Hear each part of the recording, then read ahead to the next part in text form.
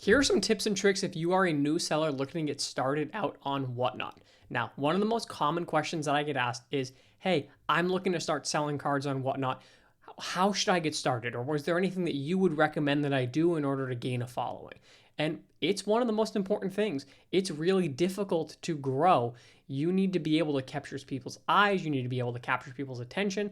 And there are some things that I think that you can potentially do in order to make that growth and make the process of growing a following maybe a little bit easier. Now, in typical fashion, I have a little bit of a visual aid slideshow, so you can look at that versus my pretty face while I'm yapping about my perspective here. So let's hop on over to that. All right, so your Whatnot new seller guide. Now, the very first thing I'm going to say is one of the best ways to see these tips and tricks in action or just learn what works well and what doesn't work well is go look at what other people are doing. Watch sellers who are trying to sell in the same category that you are doing and see what works well for them. Now, obviously, if you want to see any of these tips and tricks in action, come on over and check out my stream. If I'm going to be telling you these things, these are things that I think I found that have worked for me. And if you want to see how I implement them, what a stream looks like that I think is one that people want to come in and watch, obviously, I think that I found some success on Whatnot, so maybe you can learn something by checking mine out. If you're not already on Whatnot, you can use this QR code here on the screen, or you can click the link down in the description to get yourself $15 off. If you're going to start selling, you're going to need inventory, and hey, $15 for free, pretty good. It's some free inventory that you can get, and getting stuff that you're into for a little bit of money is always a nice thing, so that can help out if you're not already on Whatnot. And if you are, you scan that link and it'll bring you right into my page. You can follow me and you'll get an update when we go live. Normally that's Wednesdays at 6 o'clock Central and Sundays at noon Central. So hop on over. Would love to see you in a stream in the future, but I think that it could be very helpful both from just a fun perspective for me, but also very educational to see what I do and how my process works. With that though, the big disclaimer that I'm going to give is I had a following before I started selling on Whatnot. So these tips are coming from my experience and perspective of growing on Whatnot, but know that I put in a lot of work to grow a following over on other platforms before I did Whatnot. I was a content creator before I was really selling a lot of cards on Whatnot, so that helped me a little bit. What has worked for me also may not work for you. As you guys know, I only sell baseball singles really. So if you're not a baseball person, maybe the way that football cards are sold or basketball cards are sold are different, or my tips and my perspective does not necessarily work in those markets. So go and check other sellers out. Go see what they're doing.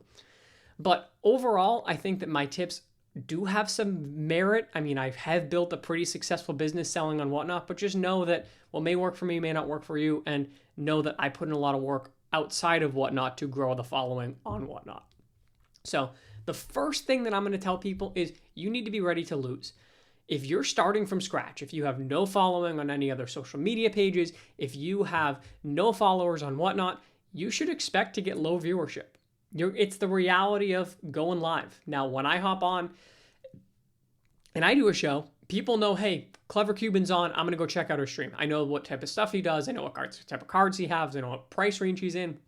For you, that's not necessarily going to be the case most likely. You're probably going to get a few viewers, which, hey, it's great to have people. It's awesome to have anybody in your room, honestly. But you're going to get a few viewers, and that's probably going to be it. And you need eyes. If you're selling a card on auction anywhere, if people aren't looking at that card when it's ending, guess what? There's not going to be any competition to bid, which means that the price isn't going to go up. Given that, I also recommend that you not start off doing dollar auctions. Now, why is this? With low viewers, there's low bidding competition. If you have 5 people in your room, and so you have 5 people that are watching your live stream, and you've got 2 of them are just watching for the fun of it. They're not really there planning to buy. They're just looking for something to entertain them, kill time, chat cards, etc. Now you've got only 3 potential buyers.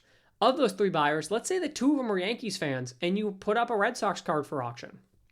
That other guy might be a Red Sox fan and might say, hey, I would pay $100 for that card, but if there's nobody to bid against him, that card's going to sell for $1.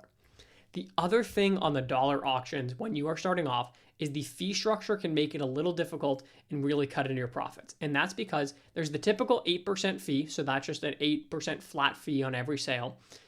Then they have the credit card processing fee, and that's where it really hurts on dollar auctions. There's a 2.9% fee, which not a big deal. That gets you up to, a 10.9% fee. But there's also a flat 30-cent charge on each of those transactions. So that means that when you sell a card for $1, you're only going to make 59 cents on that card. That's why I've had people come to me and say, hey, I just got started off. Why is it that my numbers are so low? Why is it that I'm only netting 74%? And it's because you have so many cards that are selling at $1. Build good inventory. Back to the point of getting that $15 off, using that link. If you're new to Whatnot, you need to have inventory that is quality, and we're going to talk about that in a second. But it also needs to be inventory that you are okay with losing on, because you might not get full comp on everything, and it's going to take time to build that following. To do that, you need to build your brand. Be consistent. You want your customers to know what to expect when they're coming into your show and when they're buying from you. What is your schedule? As I said, I told you guys earlier, my schedule is Wednesdays and Sundays right now. That can change, but generally have a schedule and schedule your shows out farther in advance so that people can go pre-save those. What are you selling? What types of cards are they expecting? What's your general approach? Are you somebody who is putting on a high energy, big, laughing, yelling, screaming show? Or are you somebody who's more low key? What type of music do you have playing?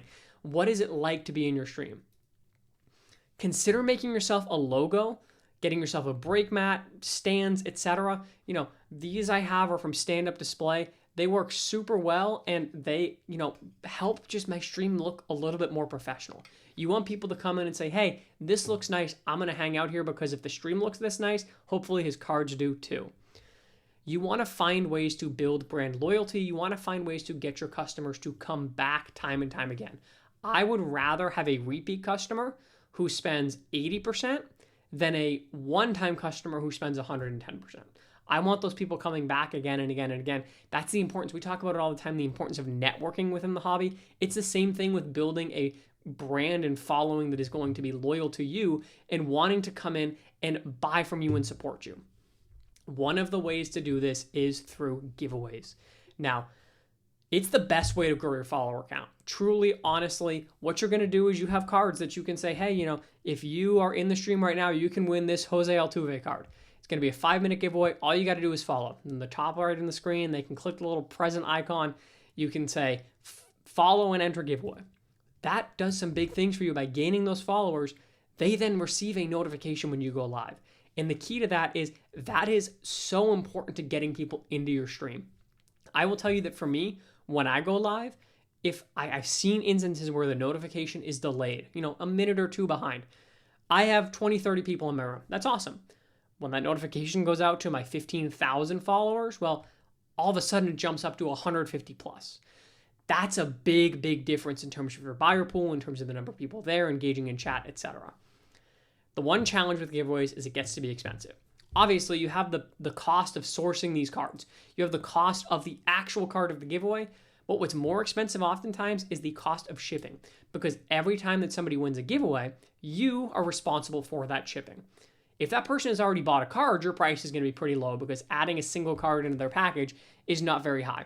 However, if it's somebody that is just in there watching, hanging out, has not won a card yet, well, guess what? You're responsible for that shipping. You got to pay the $4 for that. So think about it, if you're paying on average $1 per card that you're giving away, and then $4, every giveaway you're doing is $5.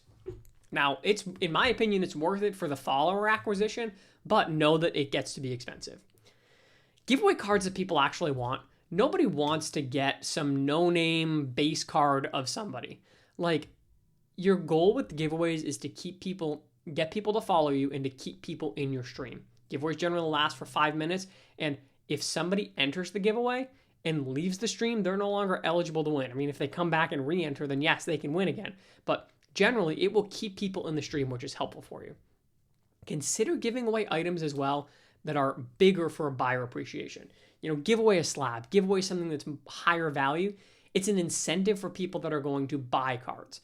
If you know that you have a 1 in 150 chance to win something, still decent odds, but it's not amazing. But if there are only 50 buyers and now all of a sudden you have a 1 in 50 shot to win a really nice card, it's going to incentivize you to maybe shoot your shot and try to buy one of those cheaper cards at $2-3. And then all of a sudden that gets things rolling, people are bidding, and you're making money, hopefully. One thing though that you're going to want to do is you're going to want to select a winner quickly. And the reason for this is because of lottery rules or raffle rules or whatever it's called, you have to have the option for a no purchase necessary option.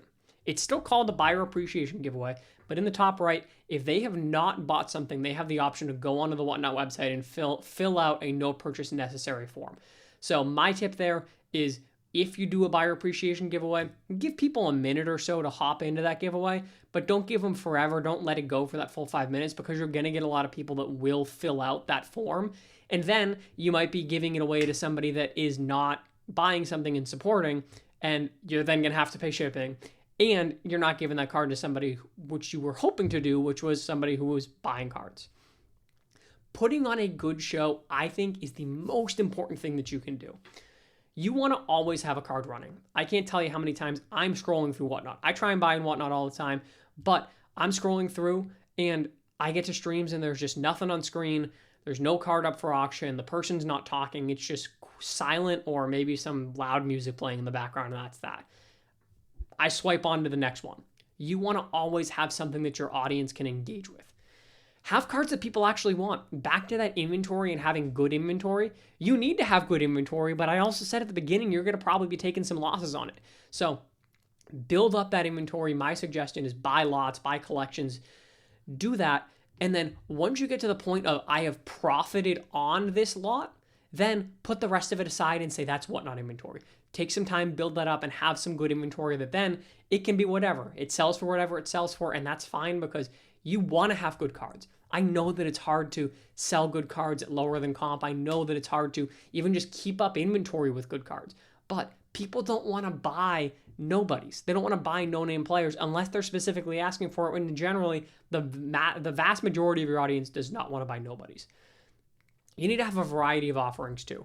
Talking price. You want to have lower end cards, you want to have higher end cards. For me, I do your auction versus buy it now. My lower end cards are all dollar start auctions. My higher value cards are all in the shop as a buy it now or best offer. Everything has offers enabled, but I'm not going to auction off a $1,000 card starting at $1. Sorry. Maybe sport or product. Now, I don't do multi-sport streams personally. I just do baseball, but also having a variety of, Bowman, Topps Chrome, Topps Finest, etc. You want to have a variety of things so that maybe if you have a subset of your audience that is not a fan of prospect cards, well, you're not just doing all Bowman. The final thing that I want to talk about here is trial and error. Don't be afraid to try things. When I tried the rip and flip, I had never seen anybody do that. That's where I go live on Whatnot and I open boxes and then I sell the singles right then and there. I hadn't seen people do that. It's obviously a risk because you don't know what you're going to pull, but try some things out. That has worked really, really well. I've seen great results on that. I've had a few times where I lose a little bit, but that's not a big deal. I view it as an investment in growing the following and putting on a good show. But try things out, do things different, see what works for you. Know that it takes time. It's not going to happen overnight. You are not going to build a 15,000 follower following in, a couple of days. It takes time. It's going to take time to grow that. Just know that. Don't give up after one try. That goes along with it takes time, but it's easy to get discouraged. If you're going to do it, try and tell yourself that you're going to commit and do it at least for a month, 2 months, whatever. Be prepared, have enough inventory, but don't just give up after one try because you haven't really had time to perfect your craft. It's one of the tips that I give with content creation. Post it, do it, go for it. You are only going to get better by doing it more and more, and the same goes for putting on a live show. Know that negativity will happen and you need to have a plan for it. You might have people that come into your comments and are saying things like, oh, why don't you have any good cards? Or where are the slabs? Or this or that. Have a plan. Have an answer. Know that it will happen. But don't let the haters get you down. If you have somebody saying negative stuff, you can always ban them. You can always block them. And if they could, they would. They're not out here putting in the effort and putting in the work to go and try and build a card business like you are. They're not out here putting themselves out there, going live, trying to run a live show, engaging with chat, etc. It takes a lot of work and a lot of effort, and a lot of people just don't have it in them. So know that they're hating from outside of the club and they can't even get in. So the other thing too is know when to walk away and try something new. And that's for everything. No matter what you're doing, have a time period that you are investing, that you are willing to try. And if that doesn't work, if after that time period you have not found success, okay, say, all right, this has not worked. Let's go back to the drawing board and figure out what we can change. Maybe I'm going to try different values of cards. Maybe I'm going to try different types of cards. Maybe I'll try a different time period, etc. Be flexible, be agile, and be willing to make some changes if what's not working is not working, and that's not going to change. And those are my tips and tricks. I hope that you guys found them helpful. If you are looking to sell and whatnot, of course, as I said, come on over, check out a stream. Also, if you want to get started selling, you can also use my seller referral link. Helps me out just a little bit, but it's definitely really, really fun. I love the live nature of selling. I love the efficiency of it. Being able to sell 200 cards in 2 hours is pretty unrivaled. Yeah, you're going to take some losses. You're going to sell some cards for less than comp, but there's also going to be some stuff that goes for over comp. It's part of the fun of the live show. Know that your averages matter a lot more than what your individual cards are selling for. So I have a blast. I really, really enjoy it. I hope that you guys found this video helpful. If you guys want more tips and tricks, if you ever have any other questions about getting started on whatnot, or any other questions about the hobby in general, let me know in the comments. I'm also happy to make videos on it. So always trying to help, always trying to make more educational content. As always, I appreciate you guys that are liking the video, subscribing, all this and that, and we will catch you in the next one.